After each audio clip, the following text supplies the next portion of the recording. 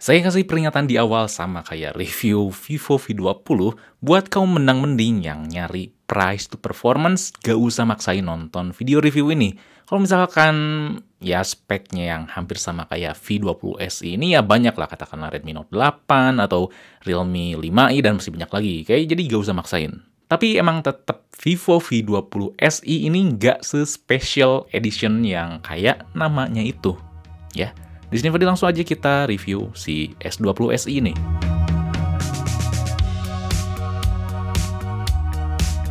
Yang pertama tentunya kita bicara masalah fisiknya dulu. Bagian depan itu nggak ada yang spesial ya, nggak ada punch hole, nggak ada pop-up kamera ya, nggak ada yang spesial. Biar neken budget, di sini Vivo cuma nerapin poni aja. Cuma kalau diperhatiin emang poninya nggak terlalu panjang. Yang bakal jadi perhatian ada di bagian belakangnya. Warna dan finishingnya tuh enak banget. Warnanya nggak norak dan soft. Termasuk kalau kita pegang, nggak gampang ninggalin sidik jari. Vivo buat bagian belakangnya ini tuh melengkung di bagian sisinya. Jadi biar enak ngegripnya. Lalu kalau diperhatiin, kameranya ini tuh penyimpanannya kayak Vivo X50 ya. Cukup cakep, dan overall saya gak ada komplain ya masalah fisiknya ini. Yang kedua itu fiturnya paket lengkap. Akhirnya Vivo masukin fitur NFC di ponsel yang bisa dikatakan cukup terjangkau. Dan tentunya ya nggak modal NFC doang sih, ada fitur software di Vantage OS 11 yang cukup menarik. Di sini di Vantage OS 11 fitur-fitur softwarenya tuh lengkap juga. Mulai dari keamanan, kustomisasi navigasi, penampilan, lainnya tuh udah lengkap lah. Walaupun fiturnya nggak simple, untungnya masalah penampilannya tuh simple. Vantage OS ini tuh udah mulai ngikutin Oxygen OS ya kata saya. Karena ya wajar lah satu induk perusahaan yaitu BBK Electronics. Saya benar-benar suka ya, walaupun ponsel ini masih Android 10, tapi bawa penampilan yang mirip dengan Vantage OS 11 berdasarkan Android 11. Stok Android banget, tapi masih kelihatan ada sentuhan Vivo-nya. Untungnya nggak ada masalah notifikasi telat yang dialamin di Vantage OS 10 kemarin. Walaupun settingnya tuh cukup ribet, nanti ada tutorial buat gimana caranya di Vantage OS 11 ini notifnya nggak telat ya, buka aplikasi dan sebagainya tuh nggak telat. Lalu masih tetap bawa masalah yang dulu juga sih, Vivo ini masih belum bisa manfaatin layar AMOLED-nya dengan baik. Always on display-nya ini tuh masih gak mateng, karena cuma bisa nampilin beberapa notifikasi aplikasi aja.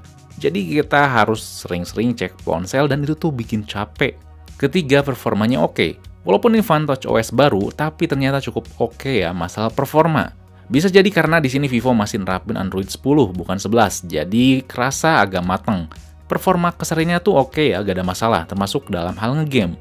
Udah kerasa enak dan standar Snapdragon 665 lah. Karena yang kita tahu Snapdragon seri ini tuh nggak terlalu ngejar performa ya kayak seri 700 atau di atasnya.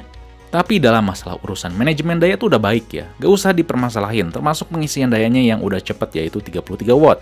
Lalu masalah penggunaan layar AMOLED-nya ini tuh gak ada masalah ya, lumayan enak dan nyaman, baik warna ataupun masalah sensitivitas walau nggak pakai banget. Yang keempat, kamera selfie-nya yang lumayan aja. Tentunya seri V ini tuh tetap ngedepanin kamera selfie ya. Dan bisa dikatakan baik, detailnya oke, cuma masalah warnanya tuh emang gak akurat sih. Mungkin maksudnya biar memperindah hasilnya ya, tapi buat saya jadi kurang serik aja. Kalau masalah low light-nya tentunya oke, tapi ya bukan karena kameranya aja, karena bantuan layar AMOLED-nya yang bisa jadi flashlight dan cukup cerah banget kalau misalkan ngambil gambar di tempat yang gelap.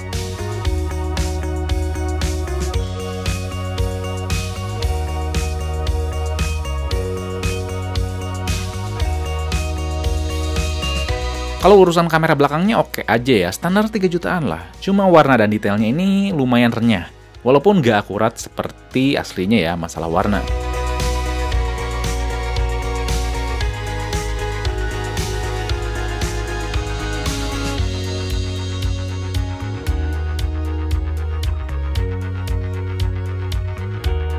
Kalau masalah video, depan belakang ini oke aja ya, bagus, tapi gak bikin wah aja. Masih lebih suka hasil gambarnya sih.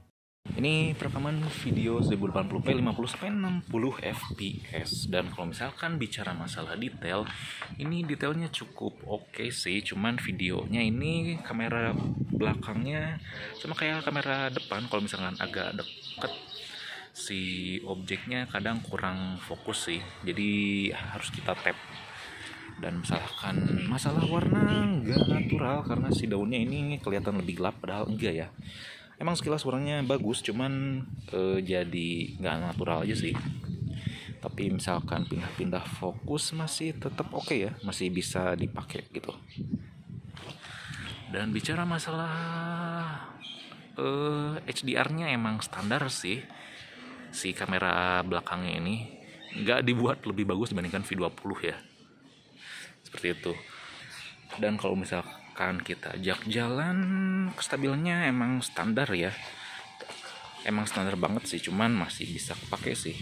Aman, si kamera depannya 1080p gak bisa 4K ya. Dan ini kalau misalkan backlight masih bisa handle, walaupun belakangnya jadi overexpose sih. Cuman ya wajar lah, nanti mungkin di-update bakal handle ya.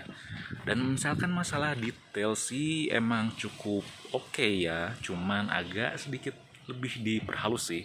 Kalau misalkan kalian pengen halus ya, kalian bisa ngaktifin mode beautify, cuman di resolusi 720p aja gitu, jadi pas video biar lebih cantik gitu. Cuman saya ogah. Oke, masalah detail, tapi kalau misalkan kita dibawa agak deket sih agak ngeblur ya, agak struggle kalau misalkan ngambil agak fokusnya. Masalah warnanya emang lebih natural ya dibandingkan yang kamera belakang, lebih gelap gitu ya, warna si daun hijau yang ada di belakang yang ini gitu. Misalkan pakai jalan, kestabilannya emang standar ya, nggak stabil banget, cuman tetap kepake. Oke. Dari berdasarkan pemakaian ponsel ini, Vivo V20 SE itu dibuat sedemikian rupa buat nggak ngelebihin Vivo V20. Dan juga dibuat buat ngejaga posisi Vivo V19 yang udah keluar sebelumnya. Kalau kalian pengguna Vivo V19 tuh nggak wajib banget ya buat beli ponsel ini.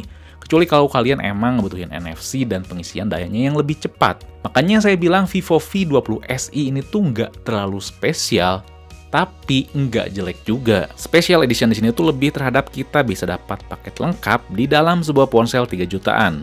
Tapi tidak melupakan kemampuan selfie-nya, dan tentunya dengan batasan atau border yang udah diberikan agar ponsel ini tuh nggak terlalu makan pasar ponsel Vivo lainnya. Dan itu tuh strategi yang tepat.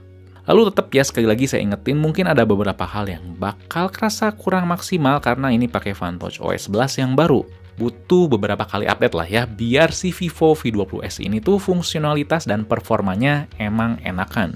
Oke, itu saja review Vivo V20 SE. Kalau misalkan ada hal yang ingin tanyakan, kalian bisa tulis komen di bawah. Dan jangan lupa juga buat like, share, subscribe Fix Me, lalu nyalain lonceng notifikasinya biar gak ketinggalan video lainnya, oke? Di sini Fadil, peace out.